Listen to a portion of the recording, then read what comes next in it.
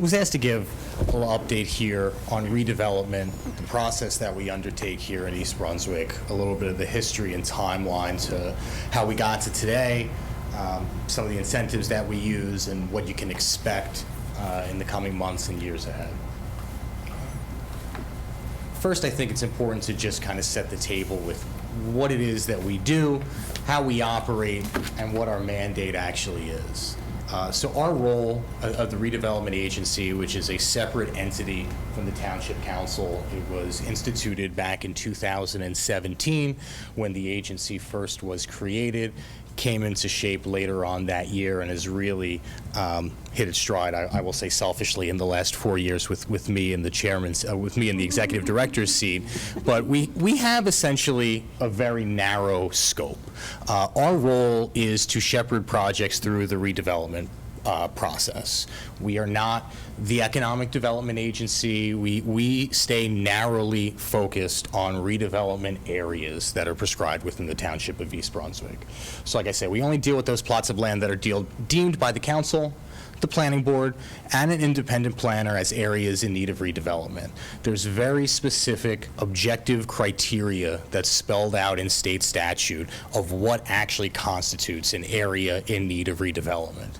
There are some that can come to the top of all of our heads here that we'd love to see something different at, but do not fit the specific criteria. Has to be blighted.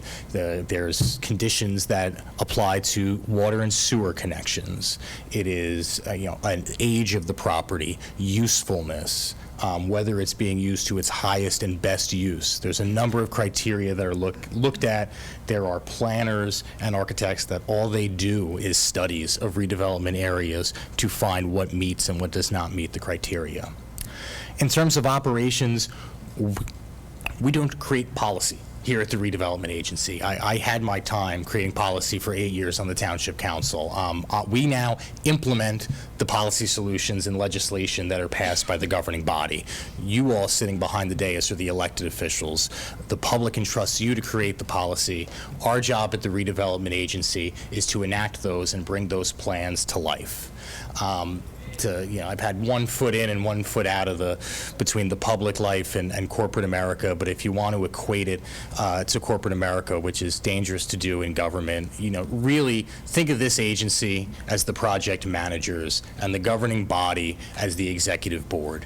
We are here to shepherd these important projects through every stage of the process, whether that is ideation and visioning for what a redevelopment plan looks like, through combing through RFPs and selecting master redevelopers, all the way through to negotiating redevelopment agreements and financial agreements, to demolition and shepherding through the permitting and land use process, and then ultimately when something gets built at the end of the day and we see that plan actually come to fruition by a tangible building.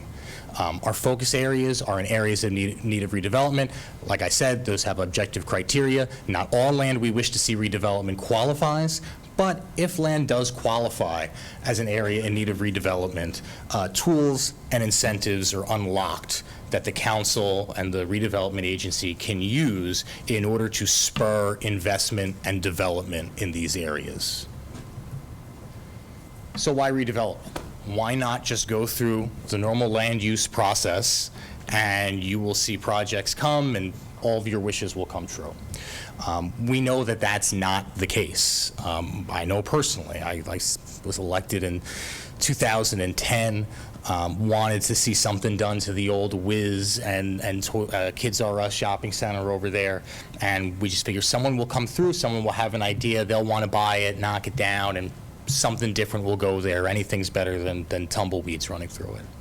Not the case, because you're dealing with sites that have severe remediation, you're dealing with sites that are obsolete, you're dealing with a stretch of road that has 25 curb cuts where really there should be only a handful. There need to be some mechanisms that the governing body or redevelopment agency can use in order to spur that investment and development in their municipality. And that process is redevelopment. There are not many incentives or tools that New Jersey state statute entrusts to municipalities themselves. There's a lot of talk on home rule. You can do a lot as a member of the township council, but when it comes to land use, your hands are significantly tied by what state statute actually allows you to do. The legislature actually, in their wisdom in the late 60s, passed a law that created a redevelopment process. And once you designate areas in need of redevelopment, that unlocks those tools and incentives that are otherwise unavailable to you. Those tools, incentives, options that you have vary. Number one is you can negotiate now off-site improvements. You can mandate that a developer widen or install a jug handle. You can have multi-use trails that tie into the existing networks that are in the town. You can have them widen roads, build bus shelters, build traffic signals, retime traffic signals, all available to you in the negotiation process when you undergo redevelopment. Number two is you streamline the land use process. A redevelopment zone makes the land use process more efficient and predictable. Instead of dealing with planning and zoning boards, overlays, and going back through 6 revisions of a master plan, you get to create, as part of the redevelopment process, redevelopment zoning, and you can have very strict criteria in a redevelopment zone on what can and cannot go there. Everything from uses to building heights to how the buildings look, what materials are used, what the facades should look like, what should be the overarching theme that brings everything together. That's done through the redevelopment process and completely makes the land use process far easier. You're dealing with applications that come in front of planning board when you go through the redevelopment process that at times need only one bulk variance. Unheard of when you're talking about some projects that are $500 million. Number three is there are financial incentives that can be used and deployed. Fees, pilot agreements, which I'll get into in a little bit, that's probably the number one tool that municipalities have in their toolbox when it comes to redevelopment. So what are pilots and why are they used?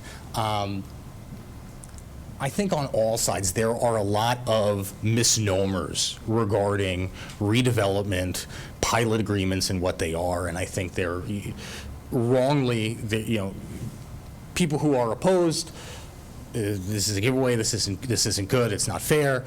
People who are in favor of them blindly think that they should be applied in every single situation. Government and redevelopment is no different, is not black and white. There are many shades of gray. And so I think what I want to go into here is just some of the nuance of what goes into a pilot agreement, how we decide whether one gets used in a particular situation, and what makes them a useful tool and incentive for municipalities to use. So number one here is you have to meet some criteria. Oftentimes here in East Brunswick, we try to meet all three. Number one, in order statutorily to use a pilot, in a redevelopment area, it has to be used to eliminate blight from obsolete buildings and functions. Number two is it has to be used to spur investment into plots of land that otherwise may go undeveloped or remain vacant by providing some certainty into the cost structure moving forward over the course of the next 10, 15, 30 years for someone making a big investment into the community. You'll see, just as an example, my example I used earlier of the Whiz and the Gap over there. We had 10 years to really, over that, really 15, to see if anyone was going to come, swoop in, put a few $100 million into that site to clean it up and build something different. It wasn't happening. Not even a few nibbles on the fishing line. Number three is it restores a tax base and revenue stream into the municipality, which ultimately benefits all residents. But there are common misconceptions on what a pilot is and how it works. Number one is, how do we know a pilot is necessary? Take away my example of the Whiz and the Gap shopping center, where there just isn't any other development. what will spur an investment into the community? What would the normal traditional tax structure be? What would a pilot agreement actually net out for the municipality? Those are all done on very complex financial models, but that we hire as a redevelopment agency professionals who do just that. We have real estate appraisers, we have financial analysts, we have tax modelers, we have experts when it comes to housing, retail, and industrial uses to see whether this investment is necessary. Is this a project that's going to get built no matter what? In which case, probably don't need a pilot there. Is this a project that's going to require an incentive, by definition, incentivizing someone to do something they otherwise would not? Then maybe it's a program worth looking at. 2 is, what are the impacts to schools?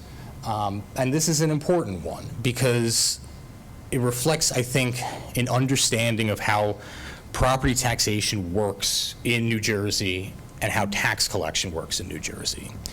Right now, a municipality everywhere in the state is the collector of your taxes.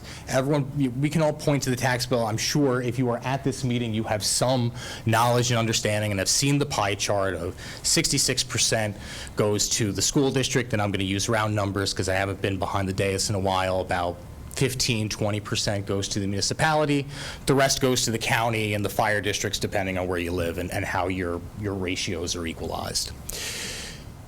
The municipality collects, though, 100% of that revenue. When you are at 1313 Mockingbird Lane and you're writing out your check of your property tax bill, you aren't dividing it by 66% and sending that to the school district. You're not dividing it by 20 to send that to the municipality. You send one check over to the municipality, and the municipality, essentially, while oversimplifying things, basically writes a check to every other taxing entity that gives them the money their budget requests or asks for. So again, using round numbers, say the municipality collects $100 million, the school budget is $66 million, the municipality writes the school district a check for $66 million. It is the exact same with a pilot. The money is collected by the municipality, more money than would be traditionally allotted for the municipality using that pie chart. So we have more to work with to begin with, and the schools, the fire district, the library, the county are all made whole in the end. Secondly, there is nothing that precludes a municipality, in case pilot collections are up and we see a healthy revenue stream, from giving even more money to schools because of the infusion of dollars. You see that in other towns around the state of New Jersey, up the road in Woodbridge. They've done just that. And then it becomes an additional revenue stream into the school district that doesn't rely on their budget, the 2% cap, and isn't a question of priorities that the school district needs to set between hiring staff, doing upgrades to buildings, or expanding the footprint. So that's a plus as well. The third, I think, indicator of what the impact truly is because the municipality is the tax collector, when a tax appeal is filed, the municipality is on the hook for 100% of that tax appeal. If, again, using some round numbers, if there's a $10 million tax appeal, Council President Wendell and Mayor Cohen aren't calling up the school district and going, you got overcharged $6.5 million, I'm going to need that back. That statutorily we can't do it. Ethically, we probably wouldn't do it as a municipality anyway. But since we can't do that, this township actually bears the brunt of tax appeals. So when there is a bad year in terms of property valuation, like there was in 2009, 2010, and 11, where the economy took a dip, there was a recession, tax appeals raise up and really blow the municipality's budget, especially when you're subject to the 2% cap. A pilot agreement, being just that, outside of the normal tax structure, gives the municipality some money to really set aside for those worst case scenarios of tax appeals, so they're not having to make that up through the budget. And secondarily, on the improvements to the land, there is no tax appeal process for it. in a pilot agreement. It's only on the land tax, which is a very, very, very small percentage of what goes into a property valuation. It is mostly the improvements that you make onto the land. So again, that really insulates the township as well. 3, how do we ensure this isn't a giveaway to developers? Is we have an objective criteria and objective process with which we go with. Number 1 is there's financial modeling done of, can this project succeed, thrive, and be built without a pilot agreement? No one, I think, on the township council, with the knowledge I have of them, is ever to really looking to leave money on the table, whether it comes to trying to find grants or other things. We're not in the business of leaving money on the table. So a pilot is used when other avenues don't necessarily work. And then lastly, is this unfair to other business and residents? I would very strongly argue that it's not. I would love to have more incentive programs. I'm sure everyone on the council would love to offer tax incentives to every resident of the township, and if you improve your house, you don't have to pay for the improvements on it in your property taxes for a few years. Unfortunately, the legislature of the state of New Jersey and New Jersey statute disagrees with that. This is really the only mechanism we have to inspire and ultimately create new investment into redevelopment areas in the town. Additionally, when redevelopment areas get done, there is a waterfall effect on the surrounding businesses. It is the hope that when areas get redeveloped, like Route 18 in East Brunswick, it will have a positive impact on the surrounding businesses. There's no reason why it would not, and you see that in other places throughout the state. This is not a novel process that we are embarking on as the first of its kind. There's been success stories other places. It's a matter of being deliberate, thoughtful, and understanding the process and following that process that leads to success. So now that I've gone through everything, I want to give 3 examples where we do have pilot agreements here in the municipality. Granted by the Township Council in 2 ordinances, as all financial agreements for pilot agreements must be approved with, and were recommended by the Redevelopment Agency to do just that. The first I'll speak to is 39 Edgeboro Road. This is a 500,000 square foot industrial site that FedEx has occupied now for a little over a year now, I think, probably even more than that, 16, maybe 18 months or so.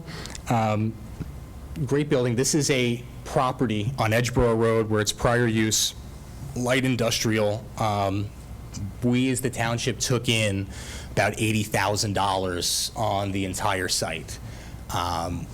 Developer of industrial space had come to us, said, hey, I've got a tenant, can't tell you who it is right now. We'd like to do a 500,000 square foot industrial use on Edgeboro Road. Interested, but there's obviously competing interests in that throughout the state, because you can go right down to 8A, where they've used redevelopment and incentives to great success in building industrial sites over there. You can go down to 7A, or you can go over just to Heller at exit 10. So these sites don't come around very often, and we have an industrial corridor right off of the turnpike, which really is significantly underutilized. And we decided to enter into negotiations for this facility right here, this FedEx site. Like I said, went from $80,000 in traditional taxes to $800,000 now with a pilot agreement. Low impact, obviously. It is a industrial site, it's FedEx, but not only has it now employed a number of workers. It's one of the first sites in the state of New Jersey where they are outfitting with infrastructure for their ultimate last mile electric vehicle delivery. But they also, it's such a success, they have then purchased a adjoining lot that was never on the tax rolls at all, that was owned by the Improvement Authority. I think it was the Improvement Authority, not the Utility Authority, which now is added on to our tax records, which now we get land tax from as well. So really great success story. It's a thriving business back there. It's busy all the time, super futuristic if you ever have a chance to look inside and see what's going on there. Really great work, and one of the first deals we were able to put through from inception to completion as a redevelopment agency. Next, you have 110 Tice's Lane, the old Wonder Bread factory, which sat 10% occupied probably for the last 15 to 20 years of its existence.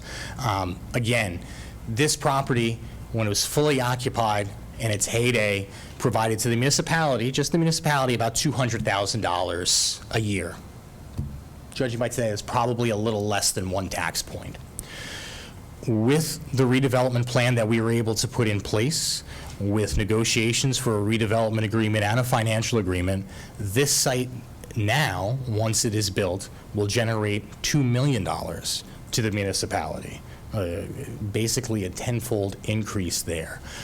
Again, property sat vacant for a decade and a half, 10% used really. It had one tenant, which was a very low intensity use back there, which will now be transformed and ultimately be a net positive for our tax rolls, for our property taxpayers, and for everyone included. You have additionally off-site improvements where the paving and widening Hart's Lane, Tice's Lane, even past Hart's Lane from University down to Route 18 will be wider.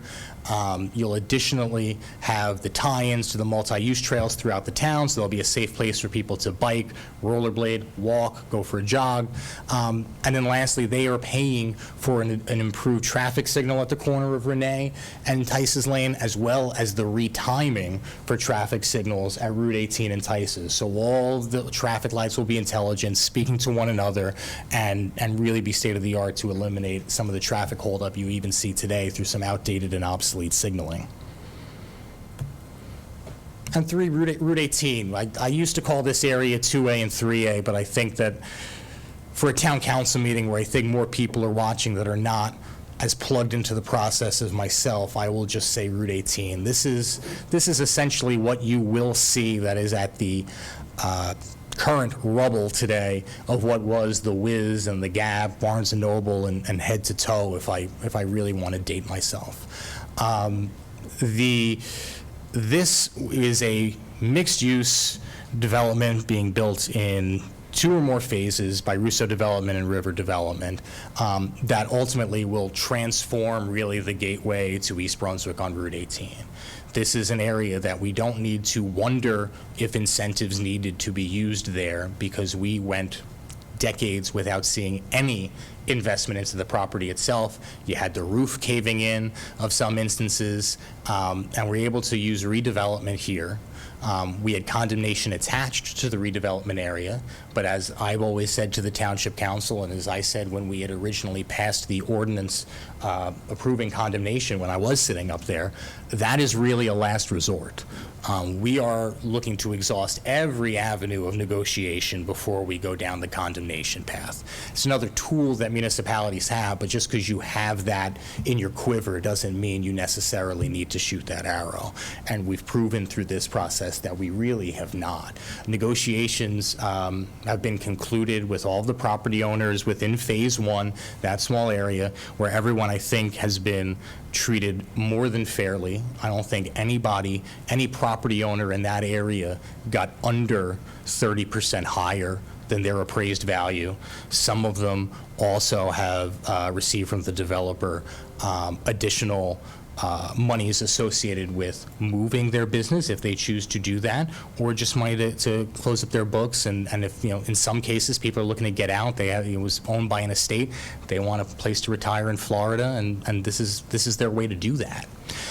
So this site generated, even in its heyday when it was 100% occupied, a little over $1 million to the municipality is what was generated here. After this pilot is fully phased in, you're looking at over $4 million, about $4.5 million annually to the township on this site, which, if a tax point is $200,000, you're looking at almost 20 cents to the municipality that's going to be coming in every year off this site. This, in particular, was subject to 8 years of property tax appeals that had just been rolled over year over year over year, which you could have continued seeing. The sale of that property through Russo Development put an end to the property tax appeal. We now have a very clear indicator of what the revenue will be each and every year as it ramps up, and ultimately that money can go to property tax relief. It can go to a number of initiatives within the township, as ever the governing body chooses to do within their budget, but ultimately it is a productive property that is generating revenue, that is tied in really to the community. You know, as part of the redevelopment process, I know in the visioning process that Mayor Cohen started before I was even a member of the Redevelopment Agency, you know, it was very important for this not to be something great for new folks who move into East Brunswick. We're a great town. There's a lot to do here, but we want to make sure it is a destination and a net positive for the individuals who already live here in East Brunswick. And with all the public amenities, dog park, amphitheater, tie-ins to the multi-use trail I talked about that we're having 110 Tices do, they're doing another multi-use trail that'll run through Renee Road. They are repaving and reorienting Renee Road as it runs through the development. They are repaving Lake Avenue as a condition of the redevelopment process. They are providing transit incentives as part of the redevelopment process. And we are working in partnership to see this $500 million investment take shape in East Brunswick. There probably has not been an investment that large in East Brunswick probably ever. So it is a large endeavor. It is one we take very seriously and is one that we know has to succeed. And that's why we move slowly but deliberately through the process. And to give you just an insight into the speed, this particular project, you had lawsuits stemming from, was this area designated an area in need of development lawfully and legally? Does it fit that objective criteria that the state statute provides? With COVID and a host of other judicial delays, that case did not get decided until late February of this year, in which it was ruled in the township's favor, that we did everything by the book. We dotted our I's, we crossed our T's. There was absolutely an area in need of redevelopment. It was blighted. There had been no investment there. It was an absolute, it was obsolete structures, not seeing new tenants move in at all. So we had gotten that ruling back in late February. You're looking in the span of 6 months, really, till the end of August. All properties were acquired, which was multiple rounds of negotiations with people on the value of their property and what they want to do. You had permits and hard engineering that had to be done in terms of ingress, egress, all of the electrical and utility work that goes into it, all of the floor plans for every single piece of this structure had to go to the fire districts for their approval to just take a look at the exit strategies, everything like that, which is a very long process in and of itself. That's all completed by the end of August, 6 months later. Within 2 weeks after that, they're in front of the planning board to receive approval. They're approved by the planning board. 2.5, 3 weeks later, they have a demolition permit, and the buildings are completely knocked down over there, just in the span of last 3 weeks since they started demolition, a little less. So while it takes a lot of time to get to that point, the guardrails are off now, and they're really off to the races to make something really innovative, nice, and something the township can be proud of there. I probably overpromised with how brief I was going to be when I took the lectern, but I hope I gave somewhat of a more clear and nuanced picture of what redevelopment is, what the process looks like, and how we go about it here. Any questions from anyone on council? Sure. Go ahead. Thank you, Mr. Hughes, for that comprehensive report. Appreciate that. How about the buildings that still stand on the outside of the Vermella fence? Your mic's on mute.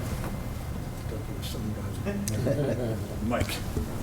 How about there's, I think, 3 buildings. Yep. So they're going to be the next ones to come down, just as part of that negotiation. Nice. Was an exit ramp and a fuse from which, to leave the property, get their affairs in order, what they wanted. Some people wanted to leave quicker than others. So once everyone's out, have a chance to go in there, do any remediation, which on those sites really isn't much, and those will be the next to have the fence around them and come down. Great. So it's not like we're going to have that eyesore just sticking out. That's part of the whole point, especially of the Route 18 redevelopment, is to have a cohesive look and a cohesive plan that runs through that entire redevelopment area. It is purposely done to not look piecemeal. It will be one unified piece of property that once it is complete, you won't realize where the property lines ever used to be. Mr. Hughes, thank you. Thanks, appreciate it.